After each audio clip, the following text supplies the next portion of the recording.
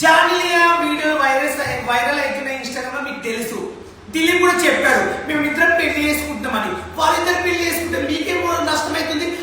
వాళ్ళు లవ్ చేసుకున్నారు, అవును పెళ్లి చేసుకుంటారు, వాళ్ళ ఇష్టం, అది కొత్త జీవితం చేద్దాం అనుకుంటూ కొత్త లైఫ్ లో ఎంటర్ అవుతారు. మీరెందుకు తీసుకుంటారు? ఏదో తప్పు చేసి ఏదో చేసినట్టు మీరెందుకు ఫీల్ అవుతారు? వాళ్ళ ఇంట్లో కొడుకు ఒప్పుకుంటారు, అమ్మనాయన ఒప్పుకున్నారు, వాళ్ళ ఇంట్లో వాళ్ళ ఫ్యామిలీ ఒప్పుకున్నారు, అవును పెళ్లి చేసుకుంటుంది, తప్పేముంది? మీరు కూడా లవ్ చేసి పెళ్లి చేసుకోండి, తప్పేముంది? ఇప్పుడు అంటే జానియా లైఫ్ లో పెళ్లి చేసుకోవద్దా? తనకు హస్బెండ్ అంటే రావద్దా? వాళ్ళ కొడుకు తోడు ఉండొద్దా? ఎన్ని రోజులు ఒంటరిగా బతుకుతుంది? తనకు నచ్చిందబ్బా, తన ఇష్టము, మీకేం వస్తుంది, మీకేం సొమ్ము పోతుంది? వాళ్ళిద్దరికి ఒకటి పెళ్లి చేసుకుంటున్నారు, మీది మీరు కడుకోండి, మంది మీరు వాళ్ళు ఏడవకండి, అర్థమైందా? వాళ్ళిద్దరు పెళ్లి చేసుకుంటే మీకేం డబ్బులు వేస్తుంది?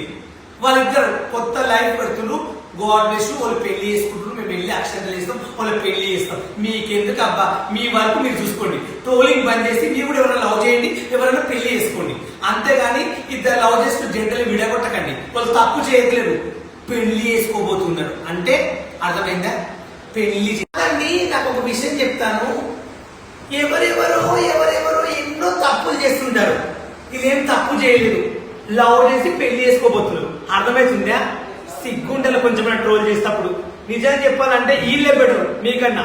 లవ్ చేసుకుని పెళ్లి చేసుకుని కొంతమంది అవసరం యూజ్ చూసుకుని వదిలేస్తారు, కొంతమంది ఏం నటిస్తారు, ఇంట్లో మాత్రం మంచిగా ఉంటారు, బయట చేసి ఎవ్వరు తెలియదు, మా ప్రతిభతలా ఉంటారు. కొందరు అయితే అప్పుడు అఫీషియల్ గా మెయింటైన్ అవుతారు, అఫీషియల్ గా దాపెట్టుకున్నారు అన్ని, కానీ ఇంకా ధైర్యంగా పెళ్లి చేసుకుంటారని చెప్తున్నారు. కొంతమంది చెప్పుకోరు, ఏమంటారు, బయట ఒక తీరు, ఇంట్లో ఒక తీరు, ఏం నటిస్తానన్నా.